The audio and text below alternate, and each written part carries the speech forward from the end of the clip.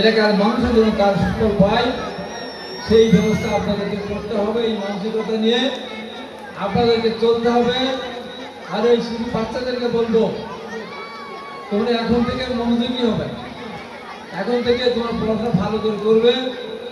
আমাদের দল যদি রাষ্ট্রীয় ক্ষমতা আসে, দেশনেত্রী খালেদা জিয়া এবং জনাব তারেক রহমান দলের ভারপ্রাপ্ত চেয়ারম্যান দেশ সেবার সুযোগ পেলে ইতিমধ্যে আমাদের নেতা কিন্তু বলেছেন, বিশেষ করে বিশ্ববিদ্যালয় লেভেলে বা কলেজ লেভেলেও বাংলা ভাষা আছে, ইংরেজি সাবজেক্ট আছে, তারপর আন্তর্জাতিক বিশ্বের সাথে প্রতিযোগিতা করার জন্য বা টিকে থাকার জন্য ওই সমস্ত দেশের বিশেষ করে ফ্রান্স, জাপানি, চাইনিজ, আরবিক এই সমস্ত আর এইগুলি শিক্ষাদানের জন্য অপশনাল ব্যবস্থা থাকবে, যেন সে লেখাপড়া শিখে বাইরে প্রতিযোগিতা করে টিকতে পারে।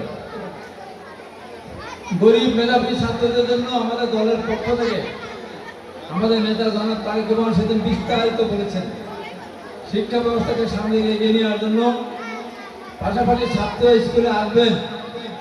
এই এলাকায় যেমন কৃষি প্রধান এলাকা, তাহলে তাদের পরিবার যদি কৃষি পণ্যের দাম না পায়, অথবা যদি কীটনাশক বা সার বা ফসল উৎপাদনের জন্য বিদ্যুৎ বিল কৃষকদের জন্য আলাদা, ডিজেল, এইগুলির ব্যাপারে ভর্তুকি দিলে কৃষকরা যদি আর্থিক সচ্ছল হয় তাহলে তার বাচ্চাদেরকে ভালো স্কুলে পাঠাতে পারবে। সে ব্যাপারে আমাদের সিদ্ধান্ত আছে।